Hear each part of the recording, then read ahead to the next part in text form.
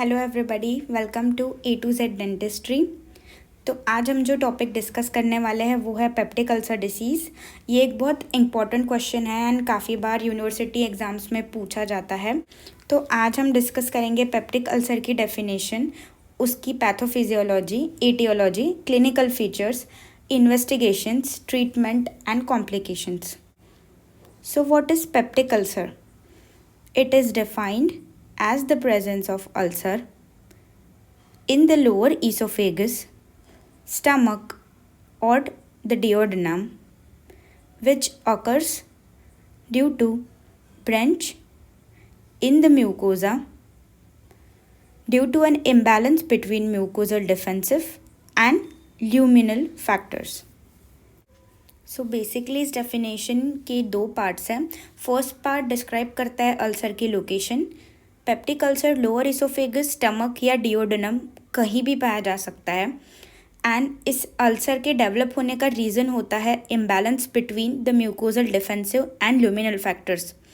इन दोनों फैक्टर्स के बीच में जब इम्बैलेंस होता है तो वहाँ का जो म्यूकोजा होता है वहाँ पर डिसकंटिन्यूटी डेवलप हो जाती है एंड इसी जगह पर over a time peptic ulcer develop होता है।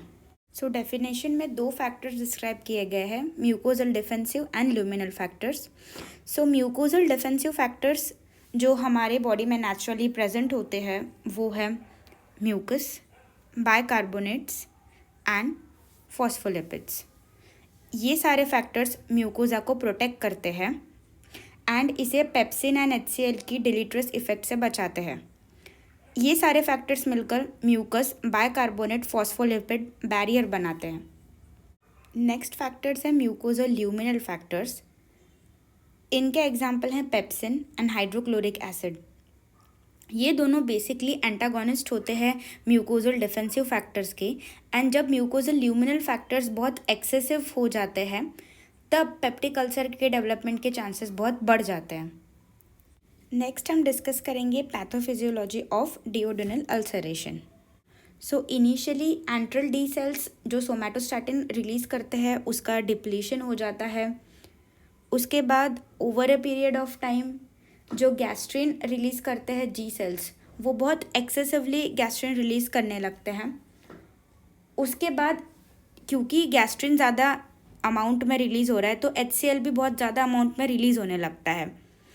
इसकी वजह से उस पर्टिकुलर जगह पर बहुत ज़्यादा एसिडिक लेवल्स बढ़ जाते हैं एंड ऐसे केसेस में गैस्ट्रिक मेटाप्लेजिया भी डेवलप हो सकता है। मेटाप्लेजिया के साथ साथ इन्फ्लेमेशन भी उस जगह बहुत ज़्यादा बढ़ने लगता है एंड इवेंचुअली वहाँ पर अल्सरेशन भी हो जाता है। सो अब हम डिस्कस करेंगे नेक्स्ट पार्ट जो है etiology of peptic ulcer. Basically 4 main reasons होते हैं पेप्टिक अल्सर के लिए। फर्स्ट है एंड जो मोस्ट कॉमन रीज़न है वो है H. pylori infection. सेकेंड है यूज़ ऑफ एनसिड्स। थर्ड है smoking and last Zollinger Ellison syndrome. So Helicobacter pylori most common reason है पेप्टिक अल्सर डिसीज़ के लिए एंड ये bacteria gastric ulcer as well as duodenal ulcers दोनों cause कर सकता है। So Helicobacter pylori gram negative spiral multiflagellated bacilli होता है। इसके एक पोल पर काफ़ी सारे फ्लैजिलाज होते हैं एंड फ्लैजिला इसकी मोटिलिटी के लिए रिस्पॉन्सिबल है एंड इसी की वजह से ये पर्टिकुलर बैसिलाई बरो कर सकता है डीप म्यूकोजा में एंड ये वही कॉलोनाइज करता है उस म्यूकोजा को एंड वही रहता है। सो जैसा कि हमने पहले डिस्कस किया था H. pylori म्यूकोजा को कॉलोनाइज करता है एंड वही रहता है। तो जो ये पर्टिकुलर बैक्टीरिया है ये सिर्फ गैस्ट्रिक टाइप एपिथेलियम को कॉलोनाइज करता है जो कि एक्सक्लूसिवली डिओडेनम में लोकेटेड होती है। डिओडेनम की म्यूकोजा को ये कॉलोनाइज करने के बाद उस पर्टिकुलर एरिया में मेटाप्लेजिया कॉज करता है। मेटाप्लेजिया का मतलब है एक टाइप की एपिथेलियम का दूसरी एपिथेलियम में चेंज होना एंड इसकी वजह से वहाँ पर कैंसर होने के चांसेस बहुत बढ़ जाते हैं। इसके अलावा वहाँ पे इन्फ्लेमेशन प्रोड्यूस करता है ये जिसकी वजह से वहाँ पर क्रॉनिक गैस्ट्राइटिस हो जाता है एंड इवेंचुअली एपिथेलियम डैमेज हो जाती है। जो दूसरा मेजर कॉज है पेप्टिक अल्सर डिसीज़ का वो है एनसिड्स मतलब non steroidal anti inflammatory drugs. So basically जब किसी भी एक्सटर्नल स्टिमुलाई की वजह से एक पर्टिकुलर एरिया में इन्फ्लेमेशन हो जाता है तो वहाँ पर बहुत सारे इन्फ्लेमेटरी मीडिएटर्स रिलीज़ होते हैं, जैसे कि इंटरल्यूकिन्स, प्रोस्टाग्लैंडिन्स। सो बेसिकली जो एपिथेलियम होती है वो वहाँ पर्टिकुलर जगह पर ब्रेक डाउन हो जाती है एंड वो रिलीज़ करती है arachidonic acid in response to various inflammatory mediators released. Arachidonic acid further breakdown होता है प्रोस्टाग्लैंडिन्स 2 में एंड प्रोस्टाग्लैंडिन G2 में। प्रोस्टाग्लैंडिन G2 और फर्दर ब्रेकडाउन होता है एंड प्रोस्टाग्लैंडिन 2 भी और फर्दर ब्रेकडाउन हो जाता है एंड इसके बाद eventually tissue specific isomerase release हो जाता है जो पर्टिकुलर ऑर्गन्स पर ही काम करते हैं। तो बेसिकली हमें इस प्रोसेस से ये समझना है कि हम जब कोई एनसिड ड्रग प्रिस्क्राइब करते हैं तो बेसिकली वो प्रोस्टाग्लैंडिन 2 को प्रोस्टाग्लैंडिन H2 में कन्वर्ट नहीं होने देते। बट हमें इसमें ये भी याद रखना है कि एस्पिरिन का बहुत जनरलाइज्ड एक्शन है, वो हर जगह प्रोस्टाग्लैंडिन्स को ब्लॉक कर देता है। इसी जनरलाइज्ड एक्शन की वजह से जो एनसिड ग्रुप है पर्टिकुलरली एस्पिरिन, वो हर जगह प्रोस्टाग्लैंडिन्स को ब्लॉक कर देता है एंड हमने पहले पढ़ा था कि जो म्यूकोजल डिफेंसिव फैक्टर्स है उनमें प्रोस्टाग्लैंडिन भी है एंड प्रोस्टाग्लैंडिन के ब्लॉक हो जाने की वजह से ही वहाँ पर जो म्यूकोजल ल्यूमिनल फैक्टर्स है उनका एक्सेस हो जाता है एंड इवेंचुअली वहाँ पर पेप्टिक अल्सर डेवलप हो जाता है। इसलिए जो पेशेंट्स एस्पिरिन पर है एंड जिनमें पेप्टिक अल्सर डिसीज़ का डेवलपमेंट हो गया है, हमें उन एनसिड्स को रिप्लेस करना चाहिए कॉक्सिब ड्रग ग्रुप के साथ। जो कॉक्सिब ग्रुप है वो काफ़ी सिलेक्टिव होता है उसके एक्शन में, मीनिंग दैट जिस बॉडी पार्ट में इन्फ्लेमेशन होगा ये पर्टिकुलरली उधर ही एक्ट करेगा एंड इसका कोई जनरलाइज्ड एक्शन नहीं रहेगा unlike aspirin. Therefore coxib group के साथ पेप्टिक अल्सर डिसीज़ के डेवलपमेंट के चांसेस नेग्लिजिबल होते हैं। इस सब के अलावा जो एनसिड ग्रुप है वो most commonly gastric ulcer cause करता है और जो लोग ऑलरेडी एनसिड्स ले रहे हैं उनमें अल्सर के जो डिलीटरस इफ़ेक्ट है, मतलब उसकी जो भी कॉम्प्लिकेशंस है वो काफ़ी ज़्यादा सीरियस हो सकती है। ऐसे पेशेंट्स में परफोरेशन या अल्सर का पेनिट्रेशन हो सकता है। So coming to the third cause जो कि है स्मोकिंग। बेसिकली स्मोकिंग की वजह से जो कंपाउंड्स बॉडी में रिलीज़ होते हैं as a part of inflammatory process, वो ओवरऑल पेप्टिक अल्सर डिसीज़ के प्रोग्नोसिस को बहुत पुअर बना देते हैं एंड स्मोकर्स में गैस्ट्रिक अल्सर डेवलपमेंट के चांसेस डेवलप होने के भी ज़्यादा होते हैं। इसके साथ साथ अल्सर्स की जो डिलीटरस कॉम्प्लिकेशंस है जैसे कि परफोरेशन, पेनिट्रेशन, वो भी बहुत कॉमन होती है। सो अब हम डिस्कस करेंगे clinical features. So peptic ulcer disease का जो मोस्ट कॉमन एंड जो मोस्ट डिस्टिंग्विशिंग फीचर है वो है recurrent abdominal pain which is localized to epigastrium. इसके अलावा पेशेंट को बर्निंग सेंसेशन भी हो सकता है या कुछ पेशेंट्स नॉइंग या वेक पेन के भी हिस्ट्री हमें दे सकते हैं। दूसरे कैरेक्टरिस्टिक फीचर्स है कि खाना खाने के बाद पेशेंट का जो पेन है वो बढ़ जाएगा, पेशेंट को हमेशा नॉशियस लगेगा एंड क्योंकि उसे हमेशा नॉशियस लगता है इसीलिए वेट लॉस भी ऐसे केसेस में बहुत कॉमनली देखने के लिए मिलता है। अगर हम फिज़िकल एग्जामिनेशन करते हैं ऐसे पेशेंट्स में तो हमें एपिगैस्ट्रिक टेंडरनेस मिलेगी, बट ये सिर्फ अनकॉम्प्लिकेटेड केसेस में ही हमें दिखती है। सो नेक्स्ट पार्ट है इन्वेस्टिगेशंस। सो जो फर्स्ट एंड फॉरमोस्ट इन्वेस्टिगेशन है एंड जो गोल्ड स्टैंडर्ड भी है पेप्टिक अल्सर डिसीज़ के डायग्नोसिस के लिए वो है एंडोस्कोपी। एंडोस्कोपी में हमें विजुअलाइज हो जाएगा कि पेप्टिक अल्सर एग्जैक्टली लोकेटेड कहाँ है, स्टमक में है या डिओडेनम में है या लोअर ईसोफेगस में है। एंड हमें ये बात याद रखनी है क्योंकि ऐसे पेशेंट्स में गैस्ट्रिक मेटाप्लेजिया कॉमन है एंड फर्दर ईयर्स में कैंसर के डेवलपमेंट के चांसेस भी बहुत ज़्यादा है, इसलिए हमें हमेशा बायोप्सी लेनी ही है। अभी हम जो स्क्रीन पर पिक्चर्स देख पा रहे हैं वो है endoscopic images of peptic ulcer. इसमें हम देख सकते हैं अल्सर ने किस तरह पूरे म्यूकोजा को डैमेज कर लिया है। फर्स्ट पिक्चर में हम थोड़ी स्कारिंग भी देख सकते हैं एंड मल्टीपल अल्सर्स भी प्रेजेंट है। सेकंड इमेज जो हम देख रहे हैं उसमें अल्सर परफोरेट हो चुका है। थर्ड इमेज में अगेन हम इनिशियल स्टेजेस देख रहे हैं डेवलपमेंट ऑफ पेप्टिक अल्सर की। जो दूसरी इंपॉर्टेंट इन्वेस्टिगेशन मोडालिटी है वो है बेरियम स्टडीज़। हालांकि हम प्रेजेंटली बेरियम स्टडीज़ नहीं करते उतना commonly and gold standard endoscopy ही है for diagnosis. So barium studies में हम पेशेंट को रेडियो एक्टिव मटेरियल देते हैं सो दैट ही और she can drink it, and फिर हम उसे एक्सरेज पर विजुअलाइज करते हैं। जहाँ पर भी डिसकंटिन्यूटी रहेगी एपिथेलियम में, वहाँ से हमें स्पिलेज मिलेगा उस बेरियम मिल्क का।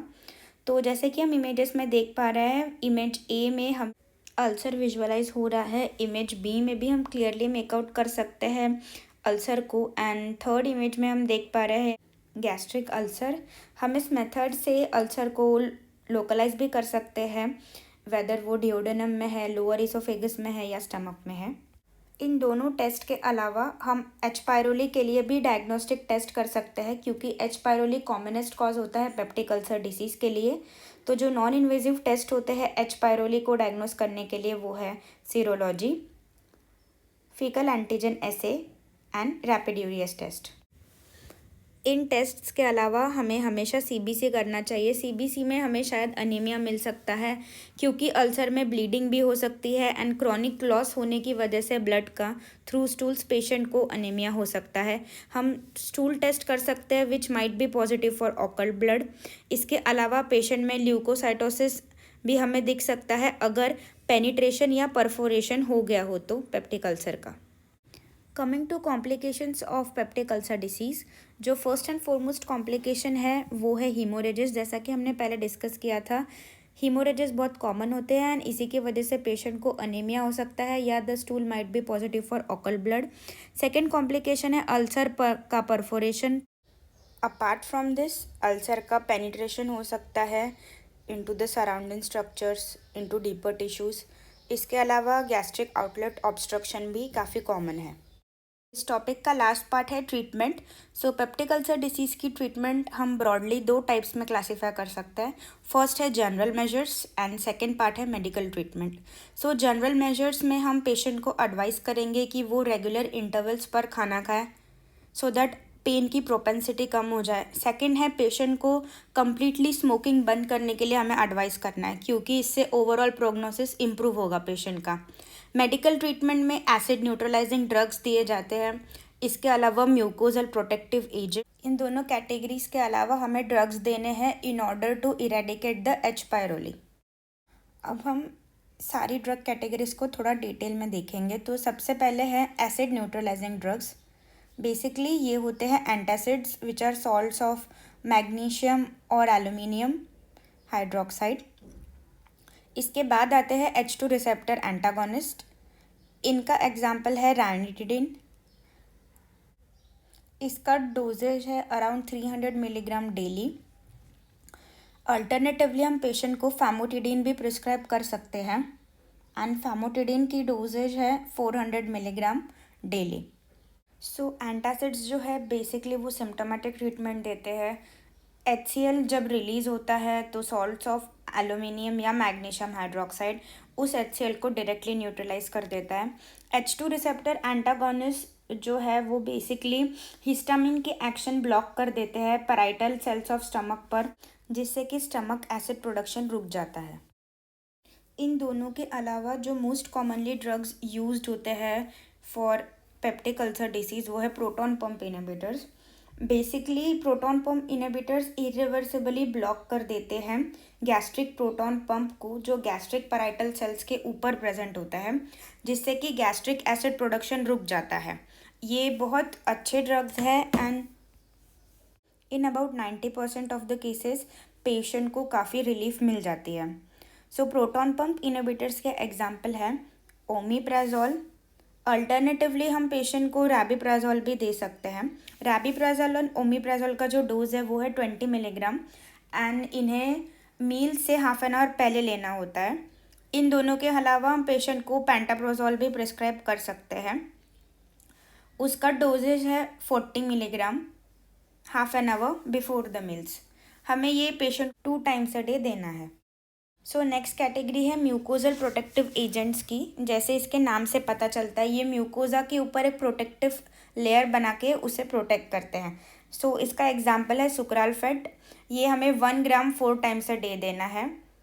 इसके अलावा जो पेशेंट्स एस्पिरिन या और किसी एनसेड पे है, हम उन्हें मिसोप्रोस्टॉल दे सकते हैं। जो लास्ट ग्रुप ऑफ ड्रग्स है वो है drugs for eradication of Helicobacter pylori. Basically ये एक थेरेपी है जिसमें हम 3 ड्रग्स का कॉम्बिनेशन यूज़ करते हैं, इसे ट्रिपल रेजिमेन भी कहते हैं। तो सबसे पहले इसमें जो कॉम्बिनेशन ड्रग है वो है अमोक्सिसिलिन, हम इसे 1 ग्राम देंगे 2 टाइम्स अ डे। सेकेंड है clarithromycin 500 milligram 2 times a day. And PPI, हम ओमिप्राजोल, रैबिप्राजोल या कोई भी और पीपीआई यूज़ कर सकते हैं 20 मिलीग्राम 2 टाइम्स अ डे। ये थेरेपी हमें 14 डेज़ के लिए देनी है। सो ये काफ़ी पावरफुल एंड प्रूवन रेजिमेन है एंड इसकी एफिकेसी अराउंड 90% है। बट अगर इस ट्रिपल रेजिमेन से पेशेंट में कोई इम्प्रूवमेंट नहीं हो रही है या इन्फेक्शन कम नहीं हो रहा है तो हम क्वाड्रपल ड्रग रेजिम भी पेशेंट को दे सकते हैं। इसमें जो ड्रग ग्रुप इंक्लूडेड है वो है proton pump inhibitor, bismuth, tetracycline and इसके साथ मेट्रोनिडाजोल। सो ये थी हमारी सारी medical line of treatment, essentially pharmacological line of treatment, जिसमें हम डिफरेंट ड्रग्स यूज़ करते हैं फॉर सिम्टोमेटिक ट्रीटमेंट। बट कभी कभी एक्सट्रीमली क्रॉनिक केसेस में या पेशेंट्स जिनमें कॉम्प्लिकेशंस हो जाते हैं पेप्टिक अल्सर डिसीज़ के, उनमें हमें सर्जिकल लाइन ऑफ ट्रीटमेंट भी यूज़ करनी पड़ सकती है। सो इसमें 2 टाइप्स है। फर्स्ट है इमरजेंसी सर्जरी, ये हम तब परफॉर्म करते हैं जब परफोरेशन या परसिस्टेंट हीमोरेज हो रहा हो उस अल्सर की वजह से। इलेक्टिव सर्जरी हम तब परफॉर्म करते हैं अगर पेशेंट में गैस्ट्रिक आउटलेट ऑब्स्ट्रक्शन हो जाए या फिर ऐसे केसेस में जहाँ पेशेंट को रिलीफ नहीं हो रहा है। So that was all about peptic ulcer disease. I hope आपको ये वीडियो अच्छी लगी हो, इन्फॉर्मेटिव लगी हो। And if you feel so, do not forget to like, share and subscribe for more such videos. Till then, bye bye. Thank you.